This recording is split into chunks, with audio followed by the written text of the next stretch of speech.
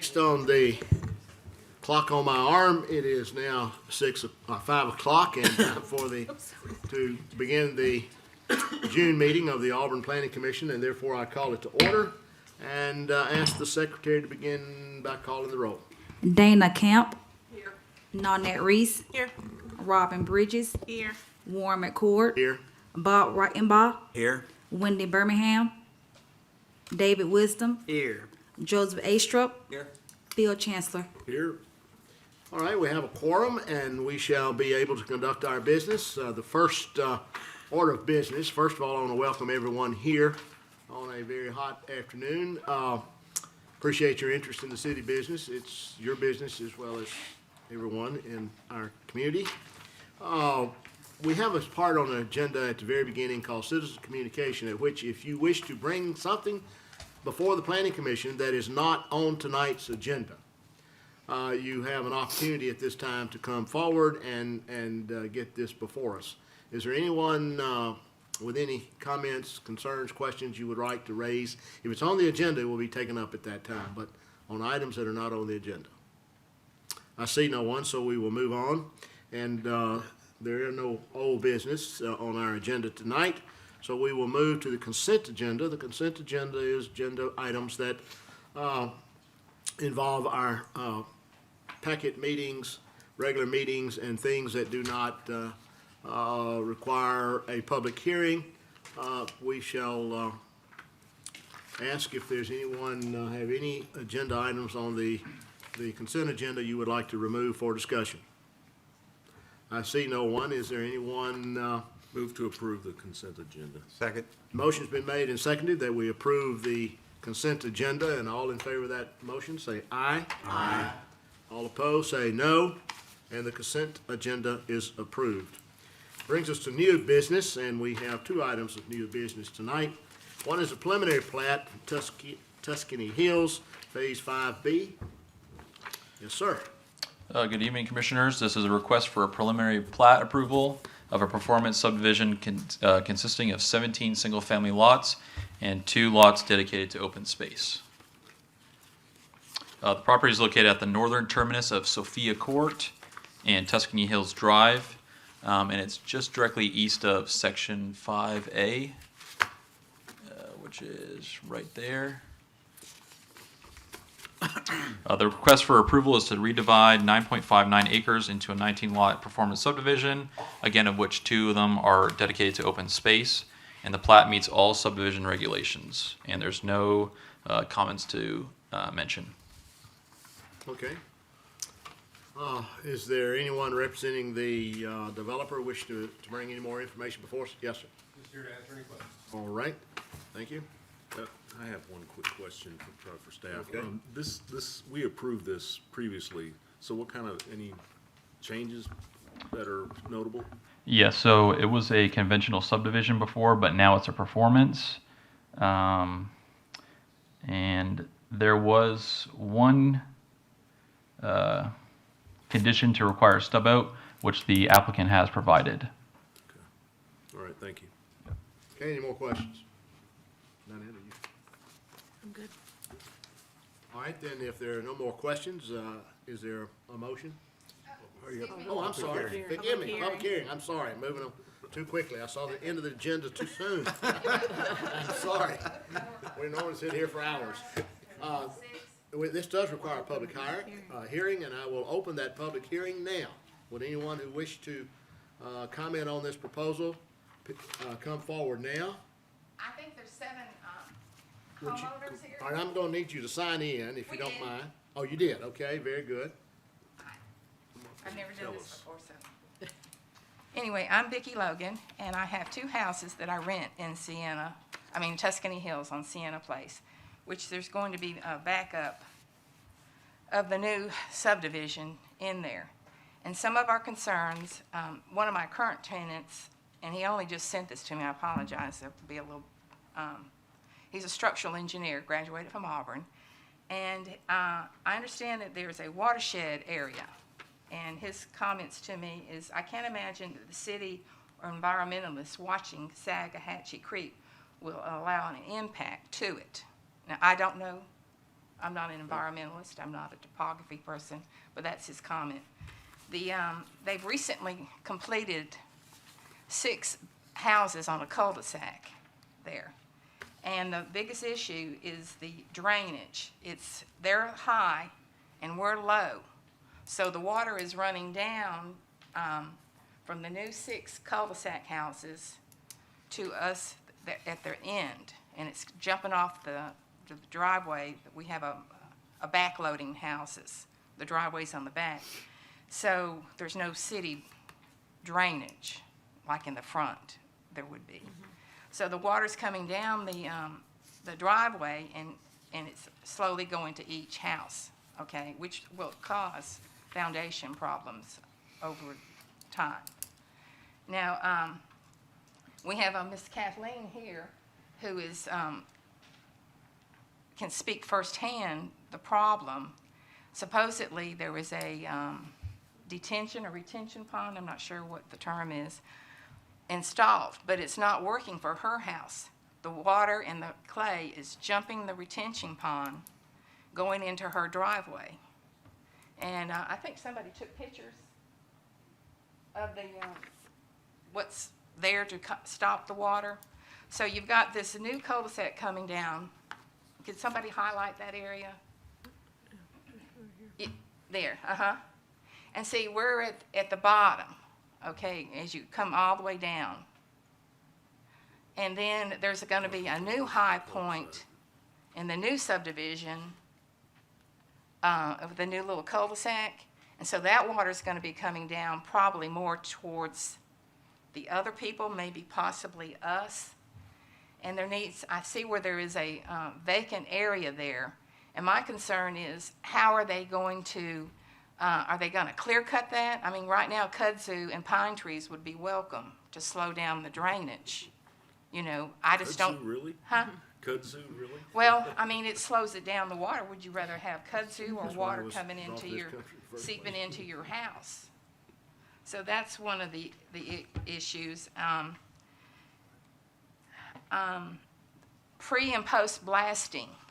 I've been told by one of the HOA board members that there's been foundation problems from other construction in the Tuscany Hills from the blasting, foundations damaged.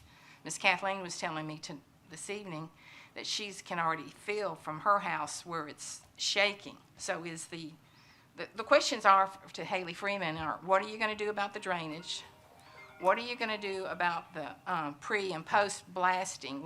What's going to be our recourse if the foundations, because apparently this is nothing but, it's not like it's just a clay dirt. This is solid rock. And if anybody ever saw when they blasted out there before, it was boulders. We're not talking about rocks. We're talking about boulders as big as a car or better. And I would like to know how the construction traffic is going to come into the subdivision and what's going to happen to the roads post, how long it will take for this construction. I mean, 17 houses at 5 to 6 months, is that 3-4 years down the road? So that's kind of some of our concerns. Does the builder put in the sidewalks Yes, and the lighting? I mean, yes. main thing is too that the HOA doesn't have to pick up at the end after the builder leaves the aftermath of cleaning up and maintaining an area that's, you know, see, like there's going to be an area between those 2 cul-de-sacs there. Who's going to be responsible for maintaining that? It'll be the homeowners association, most likely. The homeowners will have to incur the expense? Okay. Well, the property would also be transferred to Yeah, HOA. you'll own it. The homeowners Okay. association will own it. And does this map show where the 2 green spaces are going to be? Green spaces on the, On the map. what was this right here? Yeah, I The think it's 2, what you were talking The horseshoe, upside down horseshoe. Yep. And then over here. Up. It's the green space that you were talking about. Yeah. It's where? It's the area surrounding the new cul-de-sac? Yes. Right there, that's part of it. And Okay. then the other part's right there. So, and So my structural engineer guy was saying, I guess the new houses will be sloped toward the road, graded toward the road. I mean, assume they would. if we've already got problems with the water coming down from the just finished 6-lot cul-de-sac, are we gonna have more water coming down off of the new build? Because it's a high ground too. All right, we'll ask our engineering staff about these drainage issues as soon as you finish. We'll get the questions answered the best we can. Okay, let me see. He would have been here, but he's got a convention to go to in Highlands, North Carolina. Good for him. But there's other people here that want to speak too, Okay. and I Well, your time appreciate is it. basically up, yes, ma'am. Say again? Your 2 minutes are basically up. Oh, I'm so, well, I've already took I 10. don't want to be too heavy-handed, but I understand you've got 3 issues you bring that we do need to quickly discuss. The drainage, the blasting, and the construction traffic. And I think we can answer most of those. Good evening. I'm Elmo Zebach. I live on, got a house there next to Vicky there at Sienna. I've got some pictures I'll share with y'all if y'all don't mind.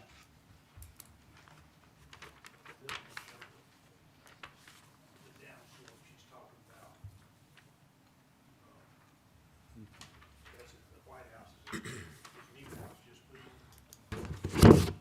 This is a picture of the same area, but that area was in here is where it's going to lead. It's coming up to us here. Has any of y'all seen this site? Not in the rain. Sir, if you wouldn't mind speaking into the microphone as well, so this can be caught for the record as well as for You can those just listening give us all online. the pictures. Yeah, Yeah. we'll distribute these. That picture there. My main concern is that area next to the houses, next to the road that they rip-wrapped, and their house that they built there, there's no space, there's not, I don't even know how they get to the air conditioning unit. And it didn't have much concern for the neighbors there when they did that. And it's very unsightly.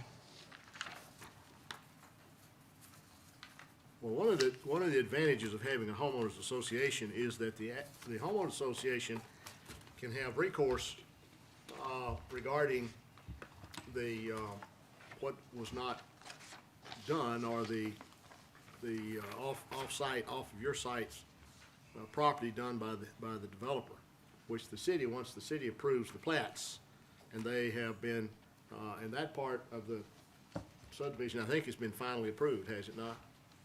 If there are homes that are occupied there, then yes, they would have received final Yes. plat So- approval. Yeah, they're already occupied, Yeah, but well, then but at that's the the, time, they met the requirements that we have on drainage, and, are they bonded for long-term, for damage, like if the, what kind of not for bond? long they term, keep- they're bonded to make sure that they put the infrastructure in as engineered and as we approve. And that's bonded so that if they don't do it, the city will do it by cashing in those bonds. What happens if we have damage from what they do? Well, then you've got a recourse through civil court like, you would against anybody else that would have, You know, uh, they're not gonna carry a long-term bond for a couple of years to see what happens. I don't think the bond is, but you may want to talk to an attorney. I'm not speaking from the legal standpoint, our city attorney's not here. But the previous work that has, the previous subdivision or the previous phase of this subdivision has already been approved, final approval, and therefore they were building it, and they're supposed to build it as to our requirements at Did that it? time, Well, approved requirements. Do y'all see where that looks so terrible, where they did that riprap along the edge there, and it's growing up in bushes and Yeah. Is stuff? that part of the new subdivision? That's what they just finished. That's what they just finished. And that just, to me, that's a sign of what they're gonna do, if you can let them by with it. And, I have no problem with them subdividing the thing. I mean, they own the property. If they wanna build houses there, that's all right. They just need to do it in a workman. I normally make a, a little speech before our meeting. And subdivision approval is an authority that this board has, and it's the final authority on it. However, it's a very technical review. When we review a subdivision, we review to make sure that it meets all of our standards that we set about in our subdivision and our other codes that they must meet. Right. All right, so that's what we're here looking at today, is does this subdivision as presented meet those requirements in our subdivision? Right. Well, my concern is whenever they haven't done anything behind my house yet, but it doesn't look like that when they get through. Yeah, well, the aesthetics of it, It lowers your property value. If somebody comes in and looks at it, you want to sell your house and you see that junk right there behind the house. okay, Y'all would probably agree with that. yeah, I agree with that. All right, thank you, Mr. Bob. All right, thank you. Anyone else? Yes.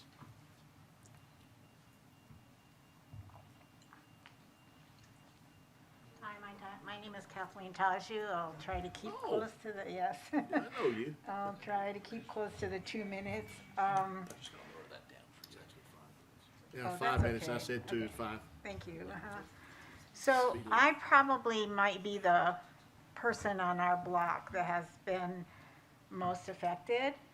So their failure to deal with the retention pond issue has resulted in a lot of runoff onto my property, to the point where, like, I have a front sort of rock garden, and I had to bring in people to like supplement the construction of it because their drainage had washed away so many parts of it. And even with it being higher, it's also still a problem.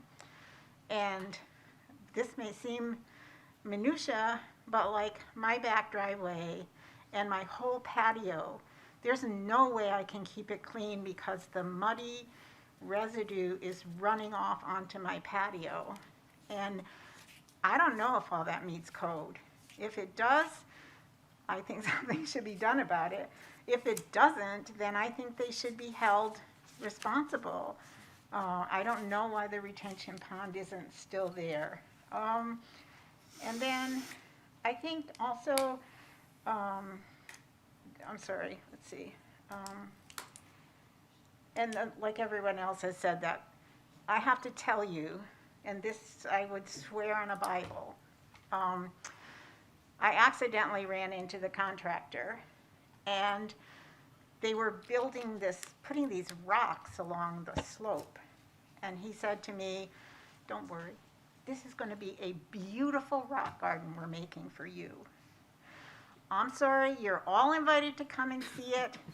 It's a raggedy, all kinds of grasses mixed together spot that cannot possibly be mowed because there's all of these rocks of all these different sizes. So it is a big eyesore and will definitely reduce the property value of my property." And then I think the blasting is a concern because I'm retired now, which is quite a privilege, but that means I'm at home a lot. And so I feel my house literally shaking, and the blasting is not anywhere near to as close as this blasting is going to be.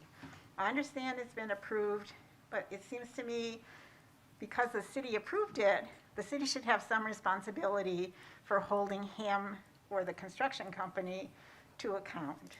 So that's, if you have a question, thank you. Ma'am, would you clarify for me, where is your house? What street? Mine is 163 Sienna, and so if Sienna's running this way and I have the, I don't know what you call it, an access road right next to my house. So, you see it? Oh, yes, okay. So you back up to that area you're talking about? Yes, and they will eventually back up to that area, and if it has, and it's gone way longer than we were told it would take. I understand that he No, had some illness, but, We saw the picture. still, that's another big issue, Yeah. how long. Oh, that's right, okay, Okay, thank you. thank you very much. Thank you. Rock garden right there. And then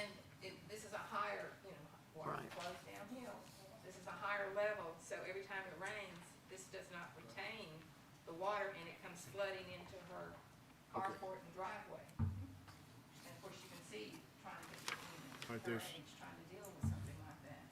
All right, there's two issues before us here. One is, does the subdivision before us meet the criteria that's necessary for approval? The other is issues that may relate between the property owners who live there and the developer who developed the subdivision. And however, there are asking some questions that I would like to, when we're finished with the public hearing, to ask the city engineering staff to comment on, related to the effectiveness of the detention pond and other drainage issues. Is there anyone else that wishes to come forward? Yes, ma'am. Hi there. I'm Susan Pernito. I'm actually on the HOA board. This particular homeowner that we were speaking with that just had this rock wall that looks horrendous, when our president went to Rick to ask him what could be done, he said, now that's the homeowner's responsibility. Now, yes, we can put a lien on that home and say you have to install a correct retention wall there. But if I just bought a new house, I would be highly upset if the HOA came to me and said that. But if that's our only recourse, then that's our only recourse. I understand construction. I think Nanette and I were there like right when the subdivision first began. I've dealt with construction for 7 years now, so I get all the problems that come with it. The blasting is a concern. I just want to make sure that the blasting is meeting all the regulations because I know I haven't felt any foundational problems with my house, but I have definitely felt some shifting in the house and some of the windows and doors and stuff like that. And I just don't want my house. You know, I like the construction because it increases my housing value. But if I have damage to my foundation, then that's just all gone away. So that's one thing that I want to concern. The other is, I know Vicki mentioned about the construction vehicles. When they were building the cul-de-sac on Canal, they were bringing all the construction through the subdivision streets. I don't understand why they can't come off of College Street. I mean, you got Holland Homes right across the road. They're bringing their construction vehicles in and off of College. I don't understand why these vehicles can't come off of College as well. And then the HOA would like to know who's responsible for the road repair where they brought these vehicles in. Is that the city? Is that something we can come to the city for? Or is that on the builder? And that was really my primary concerns. And the HOA, I know Rick and our board work very closely together on most things. I know Jeff, our HOA president, has reached out to Rick to get some of these things resolved. And we keep hearing that there's going to be a resolution, but you know, we need to see something. And the last thing I do want to point out to the developer is that we have an ARC board, and some of the houses that you built on that Canal Street on the cul-de-sac do not meet the ARC requirements, and those have to be submitted to our ARC board. That's part of our covenant. Thank you. Okay, anyone else?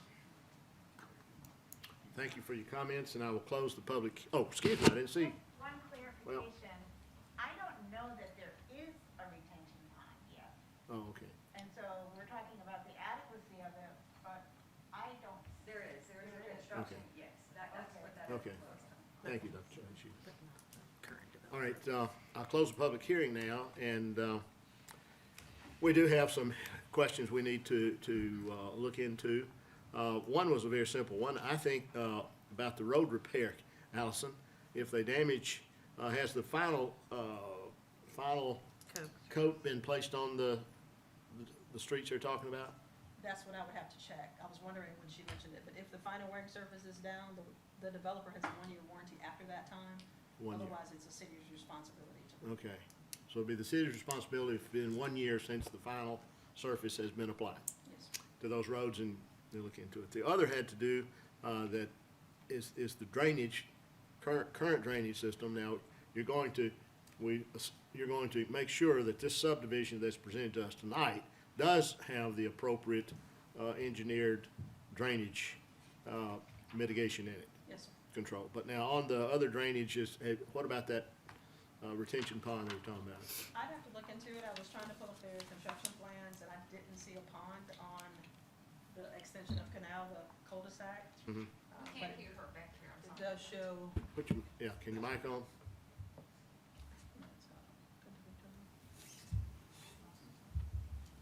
No? That's fine. That one's on. Thank you, Allison. Thank you. Based on the plans for the extension of Canal Court, I did not see a detention pond, but I did see a ditch that was supposed to take the water away from the rear of those homes with the rear access driveway. So perhaps that may not have been constructed properly or has silted in or something has happened during construction. But as far as this new phase, they will have to meet our design guidelines, which includes stormwater mitigation and detention. Okay. Oh. Only on Sophia or on Canal as well? It sounds like No, Canal's Sophia. contributing to all this problem. Canal is, I'm getting my street names, I'm sorry. Hold on one second. So you said Sophia, they I had believe, to, would be the one that is an extension of that is Yes. part of this. So they would have to Canal's meet completed. stormwater requirements for both. okay, Yes, sir. but it seems those are already built. Yes, that's what I'm saying. Based on the plans for Canal Court, there was not a detention pond on the cul-de-sac extension. It may have been on the earlier phases, which was what I'll say is the original Canal Court. Right. But there was a ditch that was proposed so that the water from the canal cul-de-sac didn't affect these homes. But is that where the rock garden is? Well, I didn't see the picture, so I'm not exactly sorry. sure where. You missed that, I'm sorry. I'll bring it to you. When you use the term ditch, are you really meaning swale? Swale or ditch, yes, sir. Okay, swale is much Yes. better. I'd like to point out that water can't flow uphill. No. Okay. This is, Topography Oh, map thank you. that's the rock garden, and then that's her driveway, and then it just, every time it rains, it goes straight in there. Okay, thank you. I do question, I know there's been multiple developers in here, and wondered if there was any original detention pond that for Canal and Sienna area. Yeah. Based on my memory of Tuscany Hills early, the existing ponds are, thank you, south of Tuscany Hills Place. All of this, I think, drains to the south, but there may be some ponds in the upper part that I don't remember. When the original, what we would call phase one You're right. was done. I think that was Ennis McIntyre, maybe, and Trace Salato. Yeah. Back.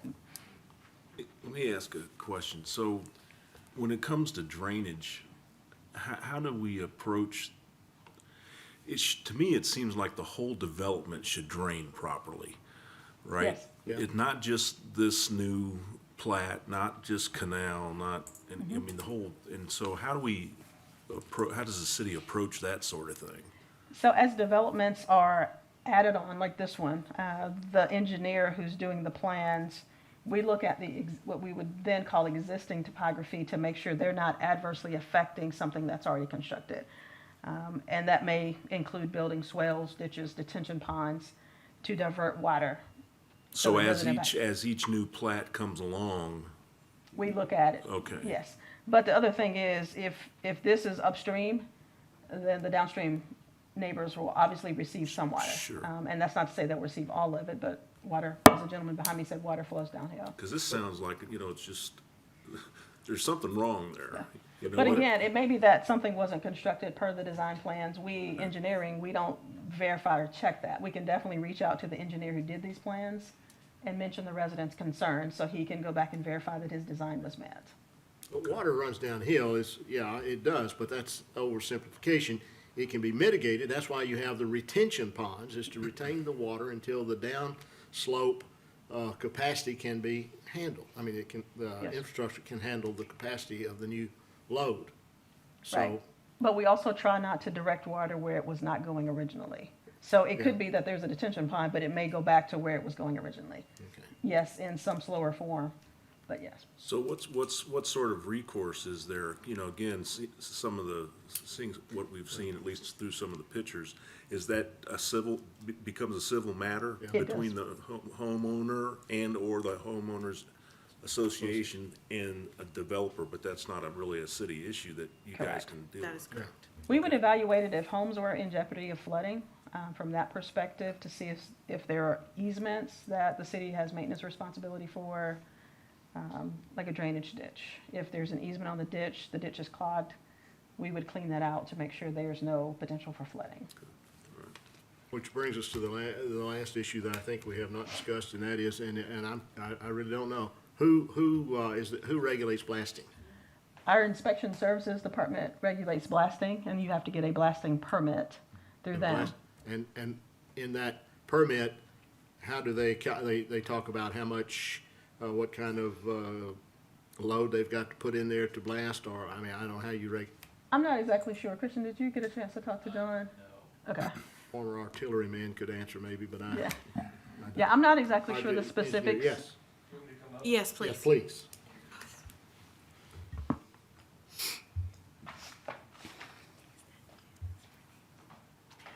Mike Maher, Precision Surveying. We're doing the surveying work for Rick and Dick. The way that the blasting works, they have to install seismographs in the area. And I know this because our office was behind where they were blasting at one point. They put seismographs around the area. They have a certain amount of vibration they're allowed to have. They have certain periods of the day that they're allowed to have the blasting, but they're also licensed and bonded. So if there is damage to people's foundations, they can always contact the person who did the blasting. If they don't get help with that, they are licensed and bonded. They have to repair the foundations if it causes any damage. So they go directly to the blasting company, not the development. Well, if they went to the developer would contact D&J, who's doing the work, and D&J would get the blasters, and it would work that way. So it'd probably be best to contact, in my experience, contact D&J would be the best people to talk to. They're the most responsive of the group that you're dealing with, and they would contact the blasters.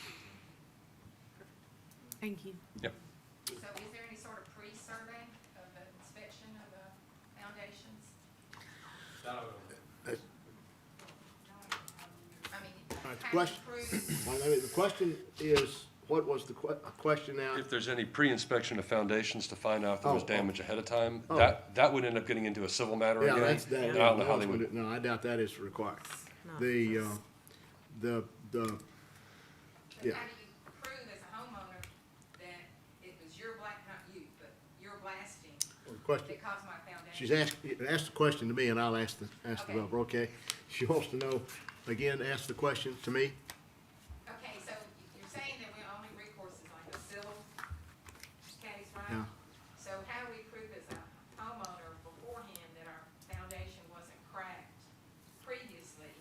Okay. So before you can, Right. so How- there's not a pre-certification that the foundations are good, then you come up and you say, oh, well, you, destroyed my foundation, but without a pre-certification. Mr. Chair, if we wouldn't mind, if someone's going to speak, if they wouldn't mind speaking it to the podium as well. To the podium as well. But again, this is not our purview. This is Yeah, not this our is not our purview purview. at all. About this, about the subdivision that's before us is these lots that were on the plan. But the question is intriguing, but it's not our purview. Correct. About how do you prove it wasn't already a messed up foundation before you set your TNT in, okay? Do you want me to just tell you what I do know? Why don't we save that for a Okay. private conversation? Okay. We can chat about it Thank after you. the meeting. I have a question for him. The construction traffic, that was another thing that was mentioned Right. about construction traffic. Well, right now, I know that the only way to get to that property by road at this point is through the existing roads. However, there's a good point that access is being taken for Holland on the Northgate project on the other side of College Street. So that would be something that could be raised with the engineering department and the engineer to change the construction entrance coming off of College. I do know that LDOT has some rather rigorous requirements of how you get in and off of their right-of-way, especially with large trucks and possible mud. So that could definitely be worked out, but that would have to be something worked through the engineer and the engineering department. It wouldn't change the plat, it would just change how the design plans were done. But that is an issue that comes in any subdivision that's developed in phases. Yes, sir. The first phase at the entrance is the ones who have to see the trucks for the others, and on and on. That's just, It'd be better to build at the back and come to Yeah, the front. come forward, right. It doesn't work that way. yeah, It's hard to get that road all the way back there Yeah, it first. is. yeah, first. Paying for roads no one's using. Any other Yeah. questions? No, sit down, please. Thank you. Thanks. All right. Okay, what is before us? Would you put the subdivision plat up again? All right, this is what is before us. And the question is, after we've heard this, all the public hearing, but does this plat technically meet and fully meet our requirements of our subdivision regulations and other codes? I move to approve 2023-009. Second. Motion been made and seconded. Is there any need to discuss the motion? All in favor of the motion, say aye. Aye. All opposed, say no. And the motion carries. Okay, the next item of business is the preliminary plat for Beehive Park. And, Mr. Chair, the applicant for this item has requested that it be postponed to the next meeting. All right. We are glad to oblige. Is there, that requires, I think, a motion to amend. Yes, sir, I it does. move to postpone to a date. date certain of, Beehive Park. July. What? July. 13th. July 13th. July 13th. July And that will be PC case PP 2023-010. Second. Second. Motion been made and seconded that we postpone at the request of the developer, because I think that's more than 30 days. Yes. So it was at the request of the developer that we do that. Then all in favor of that motion, say aye. Aye. Any opposed, say no. No. Oh, aye. Sorry. I did that last time. All right, the motion's been made and, approved Unanimous. unanimously. And is there any other business to come before this board? Staff? The only other business I would like to mention that we do have a new staff member, John Whitlow, joined us as a planner. He's a double graduate of Auburn University, and he joined us here just recently over the last month or so. So certainly welcome, John, and have a few new faces here on our planning team, and very excited about moving forward. All right, thank you. But the rest of them. Chairman, Oh, I'm sorry, Robin. I guess you missed the. I did too. I missed packet, I'm sorry. To be a packet. No, it's fine. Our new administrative assistant in planning is Tiffany Moore. You may have seen her face up at the front of Development Services before. Glad to have her on board. And then Connor Muse as well is a new planner who joined us earlier this spring. So every planning staff needs its muse. The women are outnumbered. Okay, we welcome aboard and look forward to working with you. Is there any further staff communication? that's all I have. If not, we are adjourned. All right.